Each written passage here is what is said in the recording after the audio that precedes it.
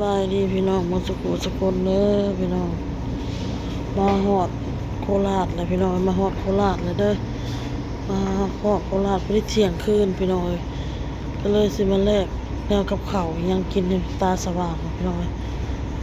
ไปห้องน้ำพี่น้อง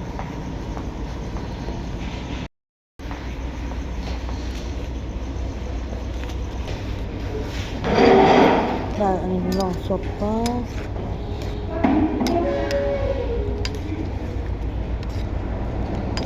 ได้เพิ่มเงินอีก15 บาทพี่น้องซื้อมันก็ได้พี่น้องเด้อหวานเนี่ยดีเฟอร์เส้นเล็ก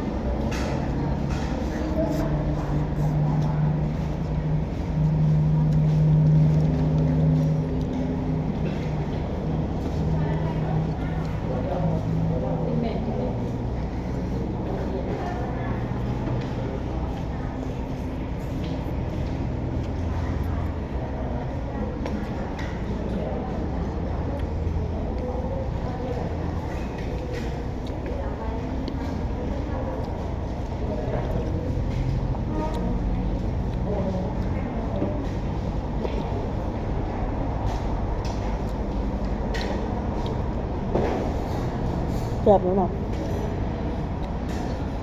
กินไปงั้นแหละรู้ถึงจะขาย40 บาทไม่คุ้มหรอกรู้ถึงจะกินที่ร้าน40 บาทไม่คุ้มหรอก40 บาทแค่นี้ใช่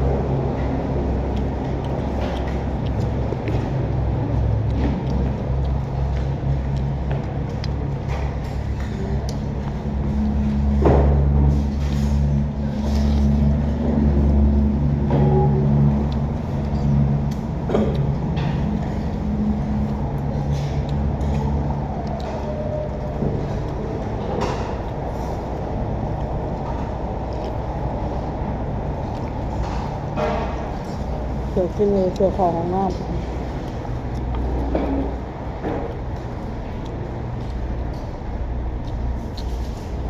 คิดว่าที่นี่โคราชไม่ใช่ที่นี่ไม่ใช่โคราชไม่เคยมาฮะใช่นี่ไม่เคยมานี่แค่ครั้งแรกครั้งแรก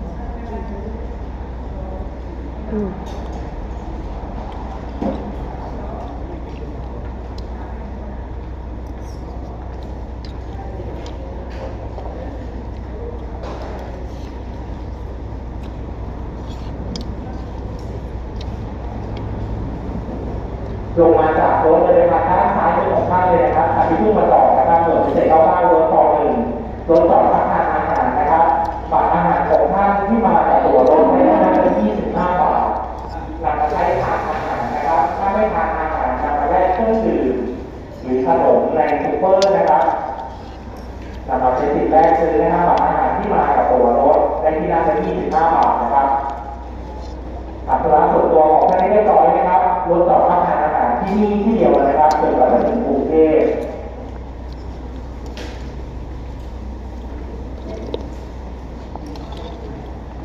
จังหอดสายแม่นว่าโคราชพี่น้องเอ้ยยังบ่แม่นเด้อ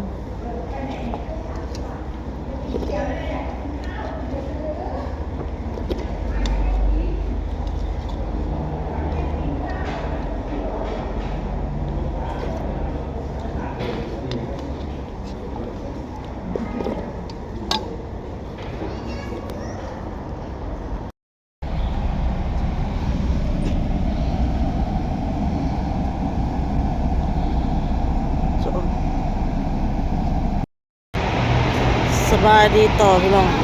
มันนี่อดก็เดินทางมาฮอดกรุงเทพแล้วพี่น้องแล้วก็ยังถ่าให้เอื้อยมันหลับพี่น้องเลยเพราะว่าเพื่อนของอ้นน่ะจะมารับอ้นจะให้นายจ้างที่จะจ้างงานอ้นเลยพี่น้องเลยคนบอกอ้นมาถึงแล้วคนบอกว่ารอแป๊บคนบอกรอแป๊บนึงเดี๋ยวคนมาหับมาถึงแล้วพี่น้องแต่ก็จะให้เบิ่งตุ้มๆเต็มๆว่ามาห้องกรุงเทพมันก็แล้วกันนะพี่น้องเนาะ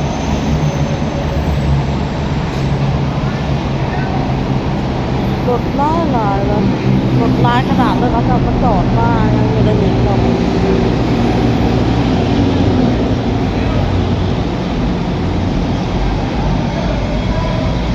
โอ้ยพี่น้องนอนเด้พี่น้องนั่งในรถกะอยากรับ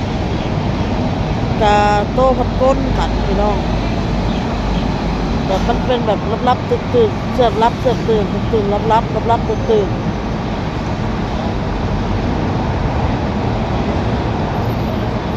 หอดแล้วเด้อพี่น้องอ่อนมาหอดแล้วเด้อ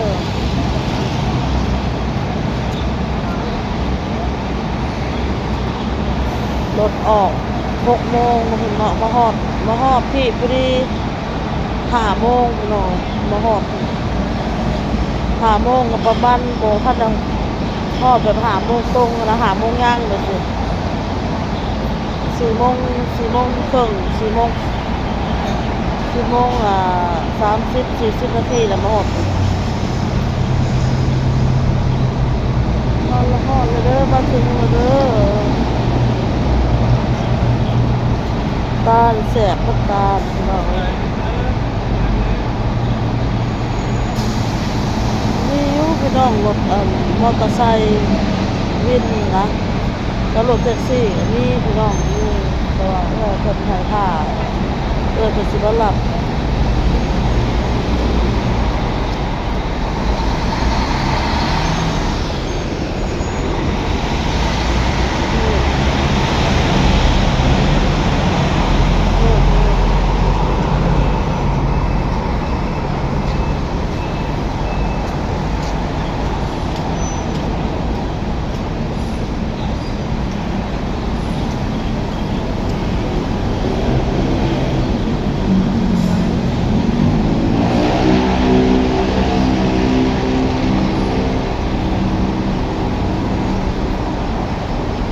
เสียงรถเสียงล่างพี่น้องอยู่นี่ตลอดเลย24 ชั่วโมง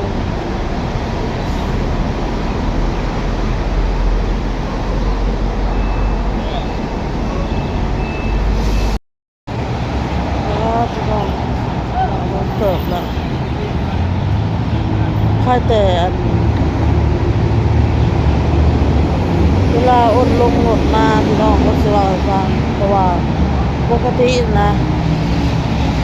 คนเฮานะมันสิได้ย่างได้ย่างแต่ว่าอันนี้มีแต่ต้นนั้นลงแวะกินข้าวหันแล้วก็ขึ้นไปแล้วก็บ่ได้ไปใส่เลยพี่น้องนั่งบ่ได้ลุกเข้าห้องน้ำก็ย่างลงหันอันน่ะคือสิเซคือสิล้มเลยพี่น้องคือแบบย่างบ่อยากเที่ยงหยังเลยมันลอยแต่ขาเฮานะเฮานั่งตลอดเนาะเฮาบ่ได้ลุกไปใส่บ่พอลุกได้โลย่างก็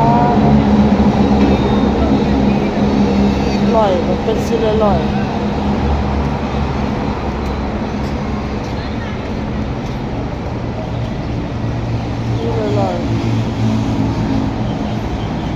เล็กน้อยพี่น้องจะพี่น้องออโต้พี่น้องเลยหนังน้ำแม่ด้วย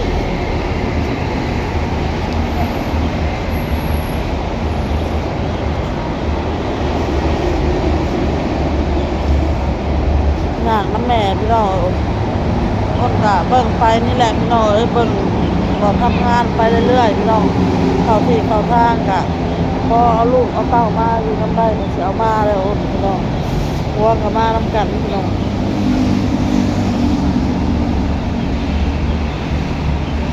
คือนอนคือนอนลูกพี่น้องตะแพงหมอน้อยๆพี่น้องจำมั่ม